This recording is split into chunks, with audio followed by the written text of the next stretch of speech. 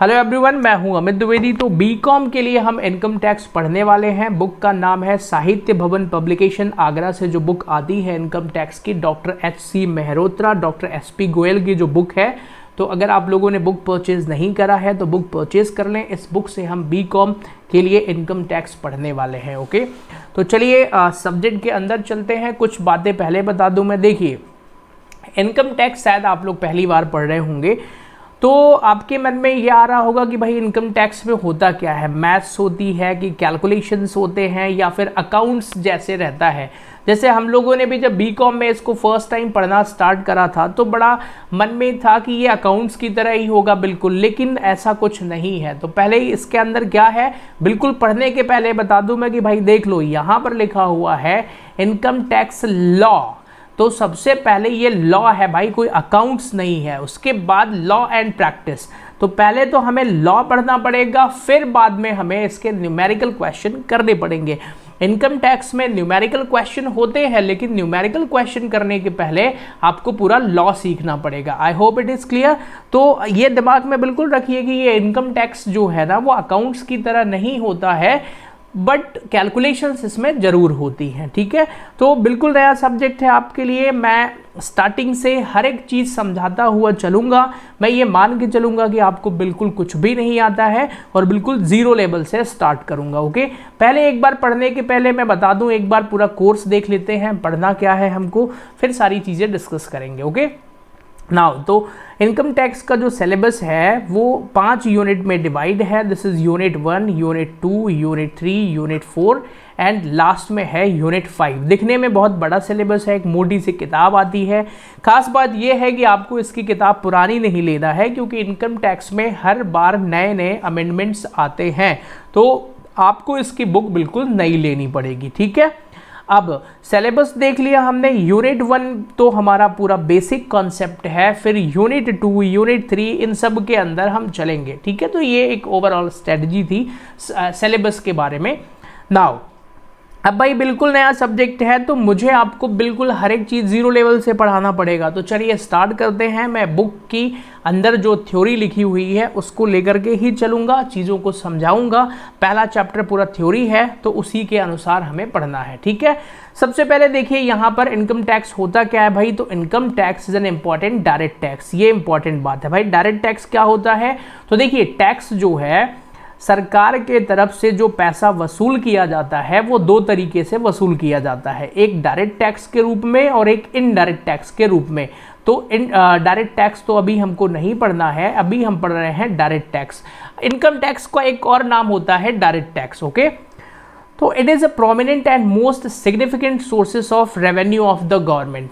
Income tax जो है वो गवर्नमेंट के लिए रेवेन्यू का मोस्ट सिग्निफिकेंट सोर्सेस होता है। तो ये तो बेसिक था, आप इसको रीड करिएगा। नाउ बात करते हैं सेकंड पॉइंट क्या है, who is liable to pay income tax. भाई इनकम टैक्स कौन पे करता है, ये बड़ा इंपॉर्टेंट है। क्या हर व्यक्ति हिंदुस्तान में रहने वाला, क्या हर व्यक्ति इनकम टैक्स पे करता है? तो यहाँ पर लिखा हुआ है every person whose taxable income. अब यहाँ हर एक वर्ड का मतलब है, क्योंकि हम लॉ पढ़ रहे हैं और आप यकीन मानिए आपको हर शब्दों के मतलब सीखने पड़ेंगे। तो यहाँ पर जैसे एवरी पर्सन लिखा है, अब ये पर्सन को भी मैं आपको अलग से डिटेल पढ़ाऊंगा। हुज टैक्सेबल इनकम, ये टैक्सेबल इनकम पे पूरा चैप्टर ही है, इसको पढ़ेंगे हम। प्रीवियस फाइनेंशियल ईयर पूरा चैप्टर इस पे है, ये भी कॉन्सेप्ट है। मतलब हर एक लाइन यहाँ पे कॉन्सेप्ट है और मुझे हर एक चीज़ सिखाना है आपको। इनकम टैक्स पढ़ाने में शुरुआत में प्रॉब्लम यही होती है कि भाई सब्जेक्ट के अंदर जाने में कैसे अंदर जाएं, वो उसके लिए टीचर को बड़ी मेहनत करनी होती है, राइट। तो यहाँ पर लिखा है कि who is liable to pay income tax. Income tax pay करने के लिए कौन लाइबेबल है, तो एवरी पर्सन जिसकी taxable income previous financial year में exceed the minimum taxable limit. तो सरकार के द्वारा एक मिनिमम अमाउंट तय कर दी जाती है कि भाई अगर आप सपोज दैट आप 3 लाख रुपए कमाओगे अगर साल भर में, तो 3 लाख रुपए तक की इनकम पर कोई टैक्स नहीं लिया जाएगा। उसके बाद आप कमाओगे तो फिर कुछ रेट्स हैं, उस रेट्स के अकॉर्डिंग टैक्स देना पड़ेगा। ये सरकार हर बार फाइनेंस एक्ट के थ्रू ये अमेंडमेंट्स लेकर के आते हैं। तो यहाँ अभी मैं एग्जैक्ट डेटा नहीं ले रहा हूँ, वो सब बाद में देखेंगे। तो टैक्स किसको पे करना पड़ेगा, जिसकी टैक्सेबल इनकम जो लिमिट्स है उससे ज़्यादा हो जाए उसको टैक्स पे करना पड़ेगा। Brief history of income tax in India, भाई इसको आप लोगों को खुद पढ़ना पड़ेगा। इनकम टैक्स की हिस्ट्री ये पढ़ाने वाला नहीं हूँ मैं, एग्जाम में आ सकता है, इसको आपको देखना है। हम पढ़ना स्टार्ट करेंगे यहाँ से। इंपॉर्टेंट डेफिनेशंस क्या है, सबसे पहले इनकम टैक्स में आपको ये भी याद रखना है कि आपको कुछ इंपॉर्टेंट सेक्शंस हैं जो कि याद रखने पड़ेंगे।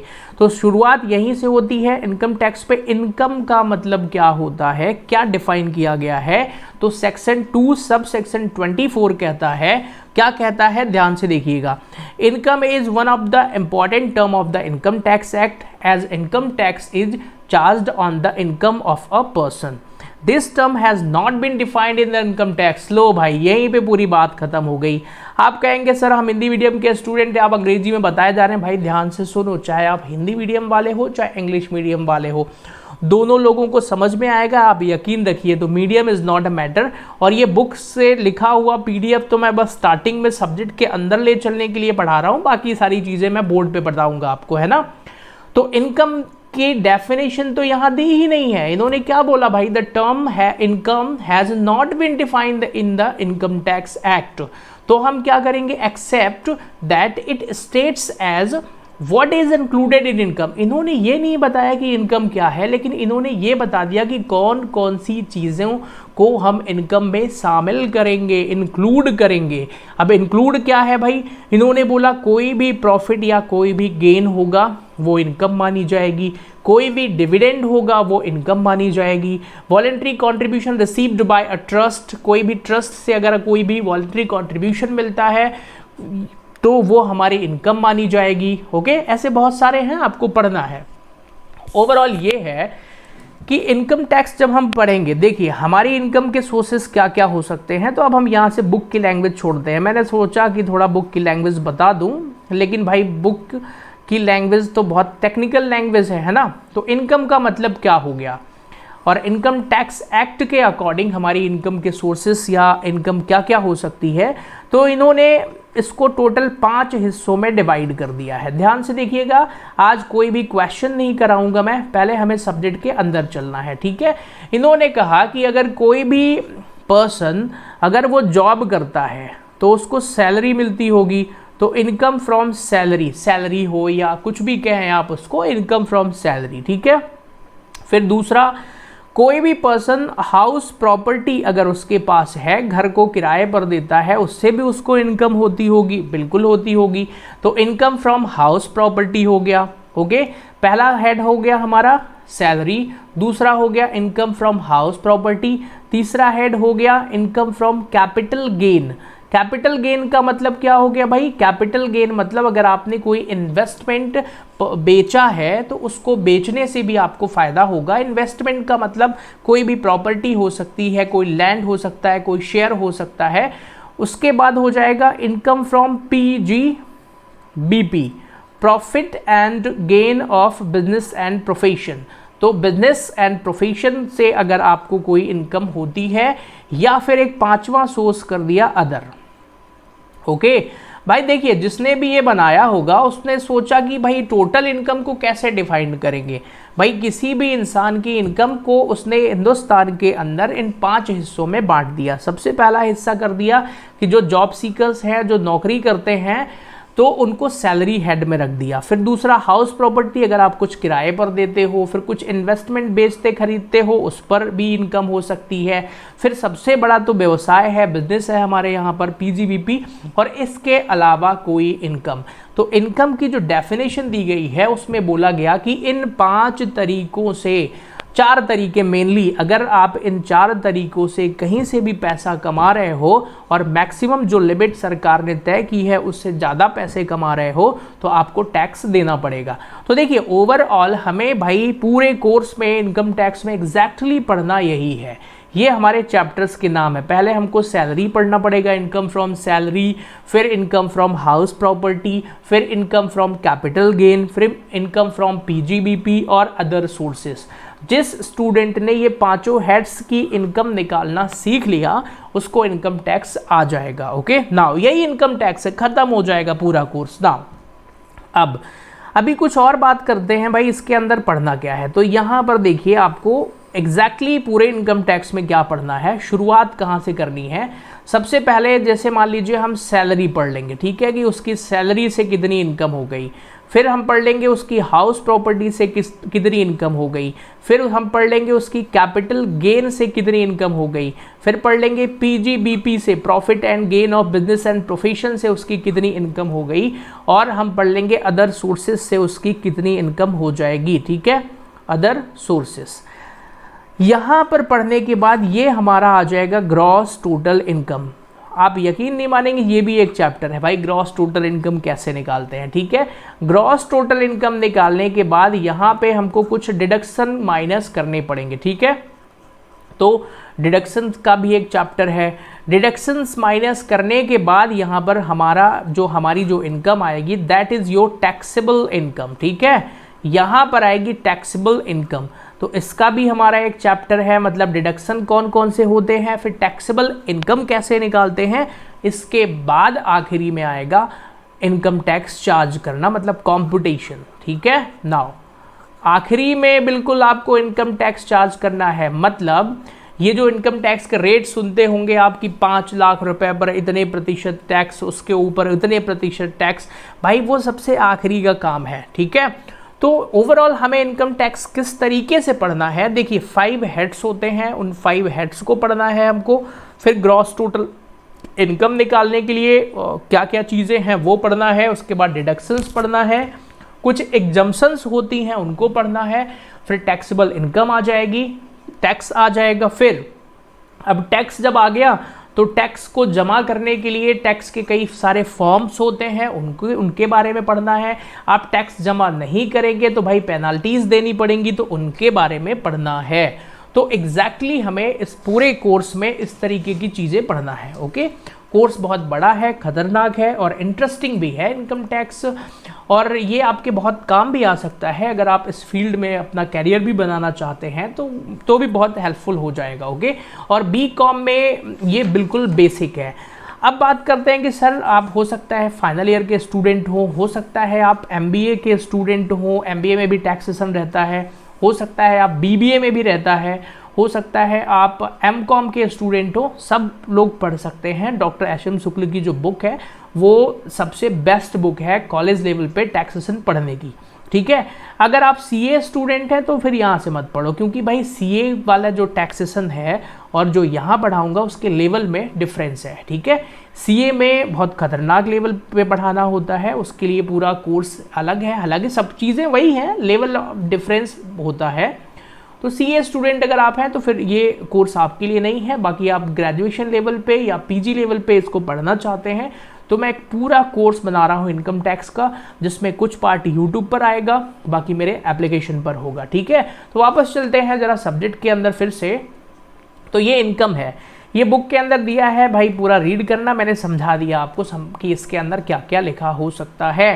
कॉन्सेप्ट ऑफ इनकम ये भी आपको पढ़ना है, वो जो मैंने अभी 5 हेड्स बताए आपको, जैसे income from salaries, income from house property, income from profit and gain of business and profession, income from capital gains, income from other sources. ये जो 4-5 सोर्सेज मैंने बताए हैं ये सब यहाँ पर समझाए गए हैं किस तरीके से हमको इनकम हो सकती है। नाउ मैंने बता दिया ना कि पूरे इस पीडीएफ में क्या लिखा था, सारी इनकम का टोटल करने के बाद फाइनली क्या आता है, ग्रॉस टोटल इनकम आ जाएगा। ग्रॉस टोटल इनकम में ये देखिए 5 हेड्स आ जाएंगे, ये हमारे 5 हेड होते हैं और हिंदुस्तान के अंदर आपकी कोई भी इनकम होगी वो यहीं पर आ जाएगी। 4 स्पेसिफाइड हेड्स हैं, उसके अलावा 5वें का नाम है अदर सोर्सेज। आप कहेंगे सर मान लीजिए मैं एक डॉन हूँ और मैं क्रिमिनल हूँ और वहाँ से मैं इनकम कर रहा हूँ तो क्या मुझे टैक्स देना पड़ेगा? भाई अगर पे करना है तो वो अदर सोर्सेज में आएगा, आप पे कर सकते हो, है ना। बैंक डकैती करने से कोई इनकम हो रही है तो कहाँ आएगी सर, वो अदर सोर्सेज पे आएगा।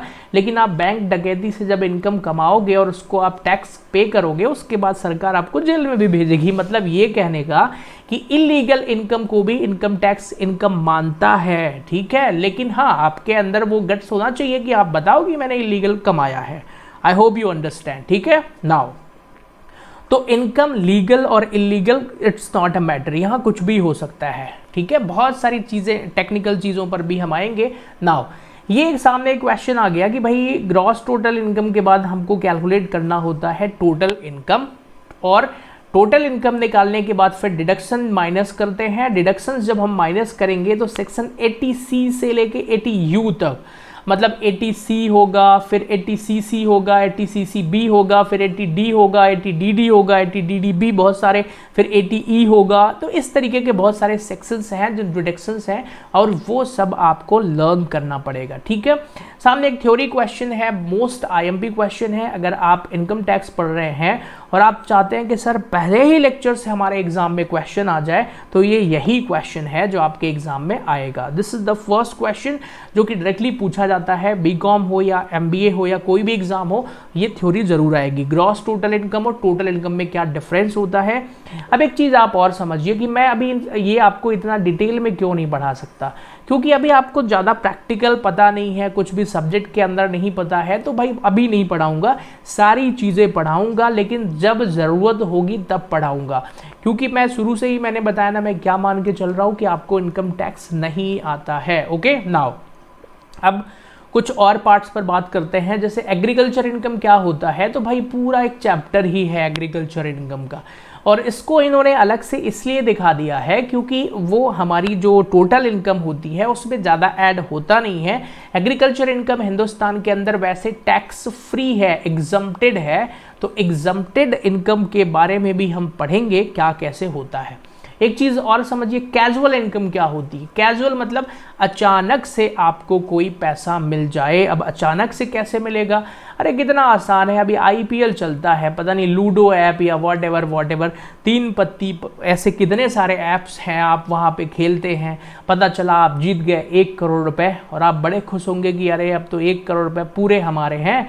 ऐसा नहीं है, सरकार आपके ऊपर नज़र रख रही है और सरकार कहेगी लाओ बच्चे 30% हमें दे दो। आप खेलने चले गए KBC कौन बनेगा करोड़पति, और वहाँ पे आप जीत गए 5 करोड़ रुपए, सरकार कहेगी बच्चे ज़्यादा खुश मत हो, 30% तो हमें दे के जाओ। तो वो कैजुअल इनकम मतलब सडनली अगर आपको कहीं से कोई पैसा मिलता है, जैसे विनिंग फ्रॉम लॉटरीज हो गया, crossword puzzles, card game etcetera. और यहाँ इस किताब के अंदर ये लिखा नहीं है कि ऑनलाइन ऐप आजकल बहुत चल रहे हैं, उससे भी लोग अर्निंग करते हैं, तो सरकार वहाँ से भी टैक्स काट लेती है। ठीक है ना, आप घबराइए मत, बिना टैक्स कटे पैसा आपको मिलेगा ही नहीं। ओके, तो ये हमारी कैजुअल इनकम हो गई।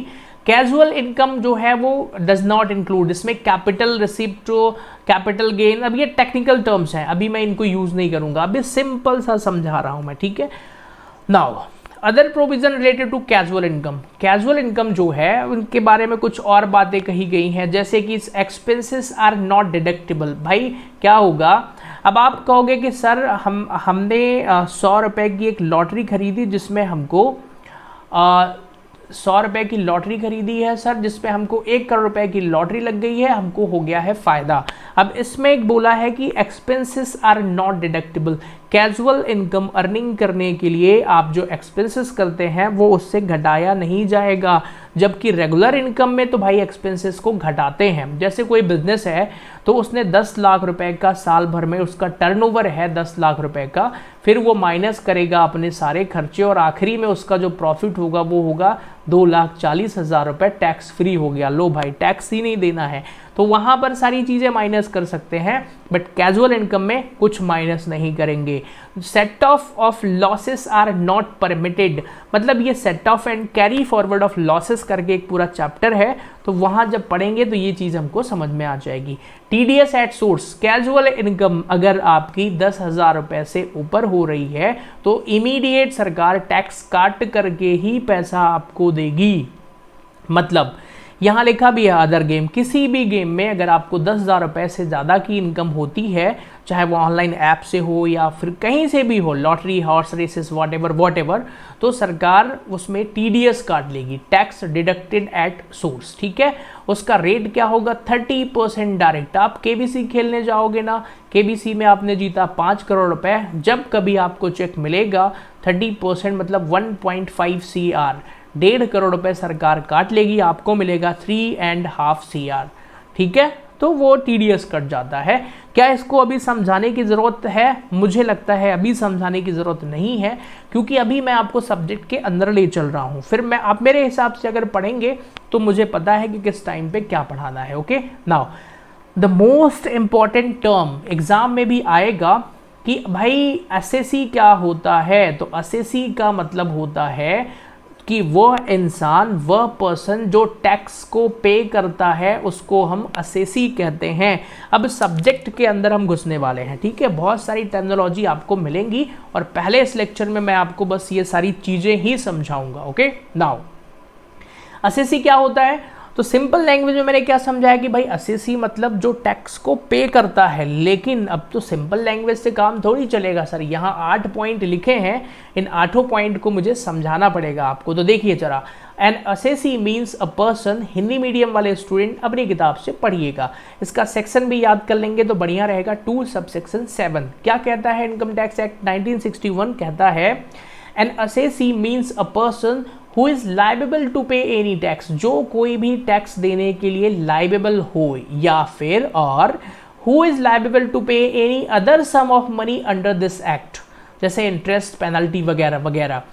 फिर in respect of whom any proceedings under this act has been taken for the assessment his income। अब भाई बहुत टेक्निकल लिखा है, ये फ्रिंज बेनिफिट आ गया, और भी पढ़ लूँ जरा, मैं फिर समझाता हूँ अपनी। तो यहाँ बड़े भारी भरकम शब्दों का इस्तेमाल हो रहा है। आप कहेंगे कि सर हम तो ऐसे जो लैंग्वेज लिखी हुई है उनको कभी पढ़े नहीं है। भाई इनसे फैमिलियर हो जाओ आप, है ना। ये टर्मिनोलॉजी आपको हर एक वर्ड सीखना पड़ेगा, लॉ में ऐसे ही वर्ड्स यूज़ होते हैं, ठीक है। in respect of whom any proceeding under this act has been taken for the assessment of the income of any other person। Overall ठीक है, ये 10 पॉइंट हैं, और अभी जो स्टूडेंट पहली बार टैक्स पढ़ रहे हैं उनको समझ में नहीं आएगा, तो मैं खुद समझा देता हूँ। देखो भाई, एसएससी का मतलब क्या होता है? तो एक वर्ड है, अभी आगे आएगा, असेसमेंट, है ना। तो यहाँ सबसे जो पहला वर्ड आपको सीखने को मिल रहा है वो है एसएससी। ध्यान से सुनिएगा, एसएससी मतलब हिंदी में इसको कहते हैं करदाता। क्या बोलते हैं इसको? करदाता, मतलब जो टैक्स देता है उसी को हम एसएससी कहते हैं। अब एसएससी कौन सा होगा? इसमें 8 पॉइंट लिखे हैं। क्या आपको ये जानना जरूरी है? नहीं, अभी बहुत टेक्निकल नहीं है, क्योंकि आपको ओवरऑल एग्जाम में ये नहीं पूछेगा हु इज एसएससी, है ना। ये टेस्ट नहीं करवाएगा, ये सब सीए के एग्जाम्स में होता है या अदर एग्जाम्स में। सिंपल सा है कि आप इतना समझिए, एसएससी मतलब जो टैक्स को पे करता है। अब टैक्स पे करने वाला कई बार डायरेक्ट भी हो सकता है, ओके। जैसे मिस्टर ए है, मिस्टर ए जो है वो 10 लाख रुपए कमाते हैं, तो ये डायरेक्ट एसएससी है, मतलब भाई ये उनको टैक्स पे करना ही पड़ेगा। लेकिन यहाँ पर मिस्टर ए है और मिस्टर ए का बेटा है, वो है 14 साल का, और उसका किसी में भी, मान लीजिए कि डांस इंडिया डांस में ही वो विनर हो गया, वहाँ से उसको 10 लाख रुपए मिल गए।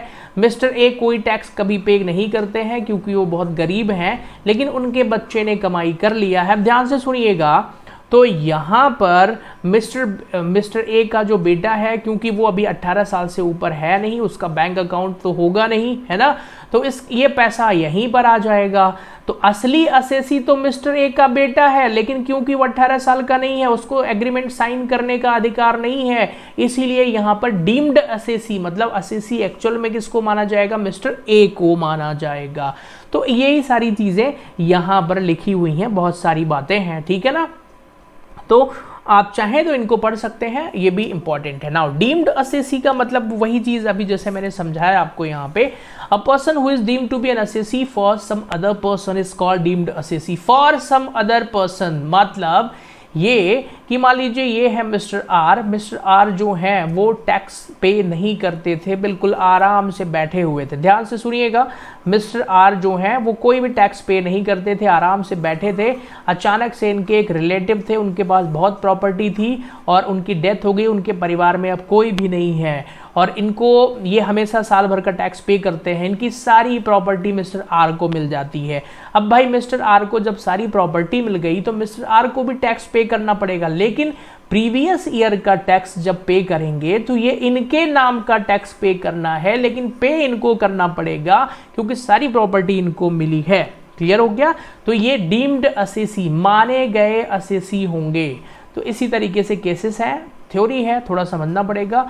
असेसी इन डिफॉल्ट मतलब when a person is responsible for doing any work under the act and is fails to do it, as he called an assessee in default. For example, if a person while making any payment to another person is liable to deduct income tax at sources, मतलब TDS काटना था, does not deduct TDS, okay, और having deducted does not deposited in the central government. मतलब कहने का ये कि भाई आपको किसी व्यक्ति को कुछ पैसे देने थे तो उससे आपको टीडीएस काट लेना था, लेकिन आपने वो टीडीएस नहीं काटा और या काट लिया तो सरकार को जमा नहीं किया है, तो अब आप हैं असेसी इन डिफॉल्ट। अब आपको वो टैक्स जमा करना ही पड़ेगा। इस केस में आप भी असेसी कहलाएंगे। आप कहेंगे ठीक है सर, थोड़ा थोड़ा समझ में आ रहा है, कंक्लूजन क्या है सर, आप तो सिर्फ इतना बताइए इसका। भाई कंक्लूजन ये है कि असेसी का मतलब जो बंदा, जो पर्सन टैक्स देता है या जिस पे टैक्स देने की लायबिलिटी बनती है। दो ही वर्ड में समझाऊंगा मैं, ठीक है ना। देखो, इनकम टैक्स किताबों में, बुक्स में पढ़ने से अगर समझ में आ जाए ना तो फिर तो हर कोई समझ लेना। ये टेक्निकल है भाई। और आप कहेंगे सर आप अपने बारे में भी तो बता दो, आपको कैसे आता है इनकम टैक्स। देखो भाई, मैं 4 से 5 साल तो मैंने प्रैक्टिकली सीए की ट्रेनिंग के दौरान, आर्टिकलशिप के दौरान ऑफिस में भी वहाँ पर सीखा है, सारे काम है ना, किया भी है प्रैक्टिकली। उसके अलावा फिर पढ़ाना तो मेरा एक्सपीरियंस है ही, बट रियल में ड्यूरिंग माय सीए आर्टिकलशिप वहाँ पर मैंने सब चीज़ें सीखा है। मैं अभी अकाउंटिंग का काम नहीं करता हूँ, मैं टीचिंग प्रोफेशन में ही जुड़ा हूँ, पहले था इससे। तो don't worry about that. Income tax मेरा फेवरेट है और मुझे पढ़ाने में भी मज़ा आता है ना। चलिए, असेसमेंट ईयर क्या होता है सर, असेसमेंट ईयर के बारे में बताइए ज़रा। तो असेसमेंट ईयर का मतलब होता है, असेसी समझ में आ गया, जिस पर टैक्स लगेगा। नाउ असेसमेंट ईयर क्या होता है, ध्यान से सुनिएगा। जिस ईयर आपका असेसमेंट होना है आपकी इनकम का, okay. Now assessment year means the period of 12 months, भाई 12 महीने से ज़्यादा नहीं होना चाहिए। फिर commencing on the first day of every year, 1 अप्रैल मतलब 1 अप्रैल से शुरू हो जाएगा ये और 31 मार्च को ख़त्म हो जाएगा। ध्यान से सुनना है, 1 अप्रैल से शुरू होगा हमारा जो असेसमेंट ईयर है और वो ख़त्म कब हो जाएगा, 31 मार्च को। नाउ अब एक चीज़ आप सुनिए, असेसमेंट ईयर, असेसमेंट ईयर अभी हमें जो पढ़ना है वो पढ़ना है 2022 से 2023। मतलब हमारा जो असेसमेंट ईयर स्टार्ट हो रहा है 1 अप्रैल 2022 से लेकर के 1 अप्रैल 2022 से 31 मार्च 2023 तक हमारा असेसमेंट ईयर चलेगा।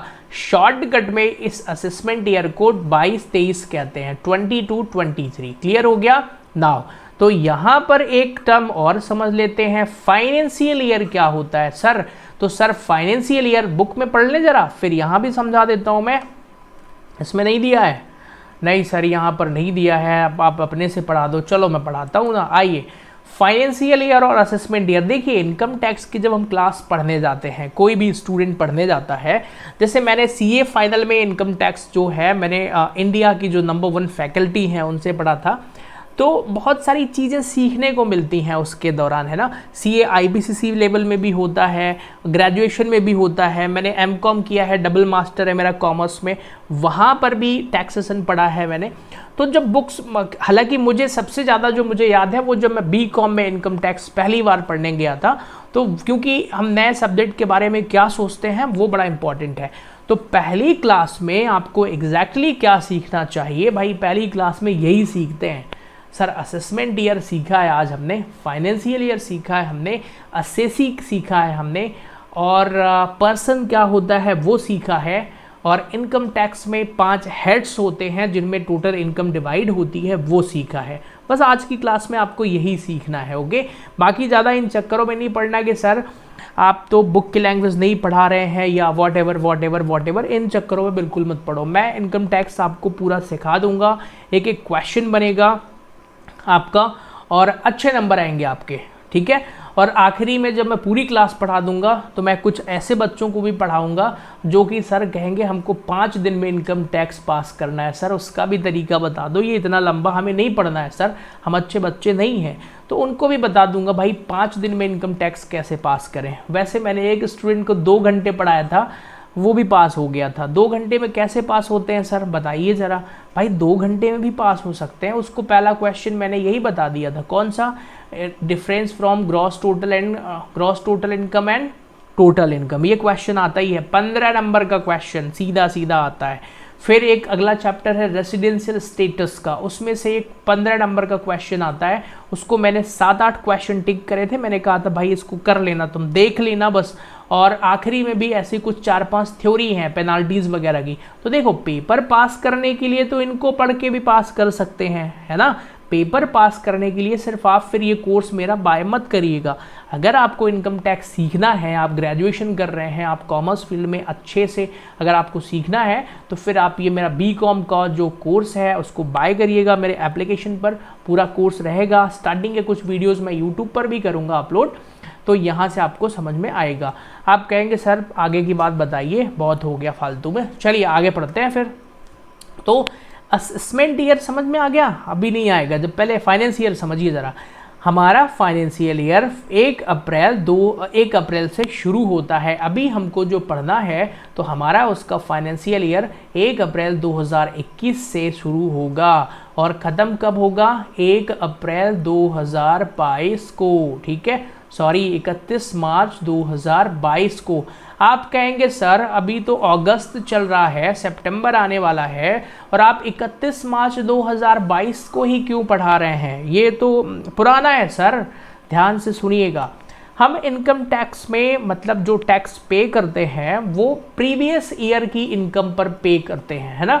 मतलब अभी जो हम 2022 और 23 में जब हम टैक्स को पे करेंगे ना, तो हमने जो पिछले साल कमाया है, मतलब हमारा फाइनेंशियल ईयर 2021-22 में जो कमाया है, उसको हम असेसमेंट ईयर 2022-23 में पेमेंट करेंगे। आप कहेंगे सर कहना क्या चाहते हैं, सीधी बात बताइए। भाई मैं क्या कहना चाहता हूँ, सुनो। जो असेसमेंट ईयर होता है ना, वो 1 साल आगे होता है। लो सीधी बात। आप कहेंगे सर इतना बेसिक मत पढ़ाओ, इतना तो हमें आता है, 1 साल आगे। अरे भाई मैं ये ऐसे बच्चों को भी पढ़ा रहा हूँ जिनको कुछ नहीं आता है। फाइनेंशियल ईयर देखो, ग्रेजुएशन में मुझे मालूम है ना कि भाई हो सकता है आप अच्छे बच्चे हो, जल्दी समझ में आ रहा हो, बट कई बार नहीं आता, इसलिए मैं ये भी समझा रहा हूँ कि भाई असेसमेंट ईयर 1 साल आगे होता है और फाइनेंशियल ईयर मतलब PY प्रीवियस ईयर, ठीक है। अच्छा ये प्रीवियस ईयर भी टर्मिनोलॉजी आएगी अभी, कई बार आपको ये भी सीखना पड़ेगा। तो आज के लेक्चर में यही समझो, असेसमेंट ईयर 1 साल आगे होता है, प्रीवियस ईयर मतलब भाई पिछला साल ही फाइनेंशियल ईयर होता है। अभी हमको जो पढ़ना है, जब आप मार्केट में बुक लेने जाएंगे तो उनसे बोलिएगा भाई हमको बुक दे दो, कौन सी, इनकम टैक्स के लिए साहित्य भवन पब्लिकेशन की जो बुक आती है, असेसमेंट ईयर 2022 और 23 की बुक दे दो। पुरानी किताब मत खरीदना, क्यों, क्योंकि उसमें हर बार नए अमेंडमेंट्स आते हैं, चेंजेस आते हैं। तो भाई चेंजेस फिर आपको कहाँ से मिलेंगे। लेकिन धोखे से अगर आपने पुरानी किताब ले लिया है तो फिर घबराने की ज़रूरत नहीं है, क्योंकि क्वेश्चन वगैरह कॉन्सेप्ट वगैरह वही होते हैं, सिर्फ 2% अमेंडमेंट में बदलाव होता है, तो वो मैं पढ़ा दूंगा इस चैनल पर, तो आप समझ जाएंगे। तो अगर आपने पुरानी भी ले लिया है तो कोई डरने की ज़रूरत नहीं है। ओके नाउ अब जरा एक चीज़ यहाँ पर और समझते हैं। लास्ट है टॉपिक हमारा, सर आपने पर्सन वर्ड यूज़ करा है 2-3 बार, तो इस पर्सन वर्ड की डेफिनेशन बता दो कि पर्सन का मतलब क्या होता है। जैसे अभी हमने देखा था ना, टैक्स इनकम देखा था हमने कि एवरी पर्सन, जो भी व्यक्ति टैक्स पे करता है वो पर्सन होगा। तो कौन कौन पे करता है सर, ये भी बताइए आप। तो एन इंडिविजुअल मतलब कोई भी एक इंसान, है ना। एक HUF, अब ये HUF क्या होता है sir, Hindu undivided family. HUF जैसे हम एक ट्रस्ट बनाते हैं, कंपनी बनाते हैं, उसी तरीके से एक HUF भी होता है। एक कंपनी, एक फर्म, एन AOP मतलब एसोसिएशन ऑफ पर्सन, BOI मतलब body of individuals. Okay, local authorities मतलब म्यूनसिपल अथॉरिटी हो गए, नगर निगम, नगर पालिका, ये भी टैक्स पे करते हैं, है ना। एवरी आर्टिफिशियल पर्सन जैसे कंपनी हो गया, ये सब अपना टैक्स पे करते हैं, ठीक है। तो पर्सन, ये डेफिनेशन मोस्ट आईएमपी है, ठीक है। एग्जाम में बीकॉम लेवल पे अगर किसी यूनिवर्सिटी में बहुत टफ पेपर बनाए थ्योरी का तो वो पर्सन की डेफिनेशन पूछ सकते हैं। बाकी ये सीए के एग्ज़ाम में सीए लेवल पे तो ये पूछते ही हैं भाई कि इनमें से कौन सा पर्सन है कौन सा नहीं है बताओ, और ये चीज़ें आपको जानना चाहिए। क्लियर हो गया। अब यहाँ सबकी डिटेल है। इंडिविजुअल में कौन कौन आता है, तो इंडिविजुअल में नेचुरल पर्सन आता है, ह्यूमन बीइंग जैसे मैं और आप हो गए, ठीक है। Including male, female, minor child और ल्यूनेटिक, थोड़ा पागल है लेकिन भाई कमाया है तो देना पड़ेगा उसको, है ना। आप कहेंगे सर पागल कहाँ से कमाएगा, देखो कमाने के लिए कहीं से भी कमा सकता है, वो कुछ भी कर सकता है। HUF मतलब हिंदू अनडिवाइडेड फैमिली हो गई, कंपनी हो गई, अब ये पूरा पढ़ लेना आप। Firm, association of person, BOI local authority, है ना, ये म्यूनसिपल कॉरपोरेशन, यहाँ लिखा हुआ है सब, म्यूनसिपलिटी। आर्टिफिशियल पर्सन में कौन कौन आता है, यूनिवर्सिटीज़ भी टैक्स देती हैं सर, हाँ बिल्कुल देती हैं। ओके नाउ लो भाई, जिसकी बात मैं कर रहा था वो यहाँ पे दिया हुआ है। प्रीवियस ईयर किसे कहते हैं, ध्यान से सुनिएगा, मैंने समझा दिया है वैसे तो। यहाँ लिखा है generally the previous year means the financial year, मतलब जिस साल पैसा हमने कमाया है वही हमारा प्रीवियस ईयर कहलाता है, ठीक है। लेकिन प्रीवियस ईयर कई सारे भी हो सकते हैं, तो प्रीवियस ईयर का मतलब कि इससे पहले हमने जितने जितने साल पैसे कमाए हैं उसको हम प्रीवियस ईयर कहते हैं, ठीक है। जो हमारा फाइनेंशियल ईयर होगा वही हमारा जनरली प्रीवियस ईयर भी कहलाता है। नाउ कुछ इलस्ट्रेशंस हैं, इनको कर लें क्या, जैसे इन्होंने, चलिए एक देख लेते हैं। An assessee commences his business on, एक व्यापारी ने बिजनेस शुरू किया भाई 1 जुलाई 2020 को। चलो ध्यान से देखना, 1 जुलाई 2020 को। अब इसका प्रीवियस ईयर कब से शुरू होगा बताओ, तो फर्स्ट केस में 1 जुलाई 2020 से 31 मार्च 2021 तक इसका प्रीवियस ईयर होगा, है ना। सेकेंड केस में अक्टूबर से शुरू करा है तो सर अक्टूबर से ही होगा। तीसरे केस में सर जनवरी से शुरू किया उसने तो जनवरी से। मतलब जो प्रीवियस ईयर होता है जरूरी नहीं है कि वो 12 महीने का हो। क्लियर हो गया। क्लियरली मेंशन है कि previous year commencement of business से लेकर के और ईयर एंड तक हो सकता है, जबकि जो फाइनेंशियल ईयर होता है ना, फाइनेंशियल ईयर तो 12 मंथ्स का होना ही होना है। तो ये कुछ एग्जाम्पल हैं, ज़्यादा इनको डिटेल में पढ़ने की ज़रूरत नहीं है, और इस तरीके से हमारा पहला चैप्टर ख़त्म होता है। आप थ्योरी चाहें तो पढ़ सकते हैं, the previous year and the assessment year में डिफरेंस। एक चीज़ और ध्यान से सुनिएगा, कुछ छोटी छोटी चीज़ें और बची हैं, इनको भी समझ लेते हैं तो पूरा चैप्टर ही खत्म हो जाए। मैक्सिमम मार्जिनल रेट, भाई अभी मत पढ़ो, जब आगे पूरा पढ़ाऊंगा ना तो वहाँ पे पढ़ लेना, है ना। व्हाट इज पैन नंबर, तो पैन तो सबको पता ही है, आप सबने बनवा ही लिया होगा पैन नंबर। भाई पैन नंबर का फुल फॉर्म क्या होता है, permanent account number, which means and the assessing officer में allot to any person for the purpose of identification. तो पैन के बारे में थोड़ा डिटेल पढ़ लेना आप, क्या क्या होता है ना। अब पैन हैज़ 10 अल्फ़ाबेट्स न्यूमेरिक, मतलब इनकी डिटेल पढ़ लेना। अब इससे न्यूमेरिकल क्वेश्चन का कोई लेना देना नहीं है, क्योंकि मुझे इनकम टैक्स में बहुत सारी चीज़ें पढ़ानी है, तो अब मैं आपको ये पैन की डिटेल तो नहीं पढ़ाऊँगा, है ना, इसको आप खुद पढ़िएगा। नाउ फिर आखिरी में क्या लिखा है, नाउ असेसी में use his Aadhaar number in lieu of pan. ये कौन सा है भाई, हो सकता है किसी कानून में ऐसा लिख दिया हो, ठीक है। ये कहाँ लिखा है, for detail page number 615 assessment procedure में बोल रहा है। अगर आपके पास पैन नहीं है तो आधार यूज़ करो, हालांकि प्रैक्टिकली अभी ऐसा बहुत कम होता है, पर वो ठीक है, पढ़ लेना आप उसको। चलिए लास्ट है, TDS काटने के लिए 10 नंबर होता है, tax deducted and collection account number. तो ये भी पैन की जैसे ही होता है, जो टैक्स कलेक्ट करते हैं उनके लिए पास ये अकाउंट होता है। Now listen carefully. तो फर्स्ट पार्ट ऑफ अभी मैंने पढ़ाया, कोई न्यूमेरिकल क्वेश्चन नहीं कराया मैंने। इनकम टैक्स BCom फाइनल और फर्स्ट ईयर दोनों के लिए ही कॉमन बुक रहती है। तो अगर आपको ये कोर्स पसंद आएगा, अभी हालांकि कुछ पढ़ाया नहीं है ऐसा, जो पसंद आए भाई इंट्रोडक्शन था। देखो इनकम टैक्स पढ़ाने में सबसे बड़ी प्रॉब्लम पता है क्या होती है, सब्जेक्ट बिल्कुल नया होता है। मुझे आपको सब्जेक्ट के अंदर लेकर चलना है, तो मुझे खुद बहुत मेहनत लगती है आपको अंदर ले जाने में, है ना। मुझे तो आता है, तो आपको सिखाने में मुझे स्टार्टिंग में बहुत टाइम लगेगा। अब स्टार्टिंग में भाई बहुत सारी चीज़ें छोड़ना पड़ता है, ज़रूरी नहीं है कि जो बुक में जैसे चैप्टर दिए हैं वैसा ही पढ़ो। हम क्या करेंगे, ध्यान से सुनिए, हम इनकम टैक्स कैसे पढ़ेंगे। मैंने आपको बेसिक पढ़ा दिया ना, ओके। अब हेड्स ऑफ इनकम से हमें पढ़ना शुरू करना है। मतलब हेड्स ऑफ इनकम कैसे, मतलब सबसे पहले आप पढ़ लो सैलरी, पांचों हेड पढ़ लो आप, तो सैलरी पढ़ लो, फिर दूसरा कौन सा है भाई, दूसरा हाउस प्रॉपर्टी पढ़ लो, तीसरा पीजीबीपी पढ़ लो, है ना, फिर कैपिटल गेन, फिर अदर सोर्सेस। 60% आपका कोर्स यही है, 69 70%, बाकी तो सब कचरा है, मतलब हो जाएंगे। तो हम इनकम टैक्स वास्तव में पढ़ना यही से हमें स्टार्ट करना चाहिए। हालांकि क्योंकि मैं एक कोर्स पढ़ा रहा हूं जो कि ग्रेजुएशन स्तर का है, तो मैं बुक के अकॉर्डिंग थोड़ा बहुत तो पढ़ाऊंगा। तो फर्स्ट चैप्टर मैंने पढ़ा दिया है। अब सेकेंड चैप्टर, फर्स्ट चैप्टर खत्म हो गया, बस इतना ही था, बेसिक इंट्रोडक्शन था। सेकेंड चैप्टर हमारा है एग्रीकल्चरल इनकम, ओके।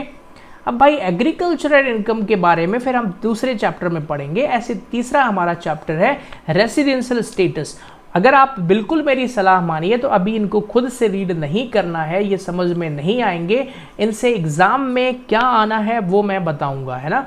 तो चलिए, थैंक्स फॉर कनेक्टिंग एवरीवन, मिलते हैं अगले वीडियो में। तब तक आप ये बुक खरीद लीजिए। अगर इनकम टैक्स पसंद आए, जो भी थोड़ा बहुत पढ़ाया है आज, तो अपने फ्रेंड्स को भी शेयर करिएगा। बाकी इस चैनल पर मैं सब कुछ लेकर के आने वाला हूँ। हाँ, थोड़ा बहुत आप लोगों का भी कंट्रीब्यूशन होगा, अगर आप सपोर्ट करेंगे तो चीज़ें जल्दी फास्ट आएंगी, अदरवाइज फिर मैं अपनी स्पीड से पढ़ाऊँगा, okay. So thanks for connecting everyone, मिलते हैं अगली क्लास में।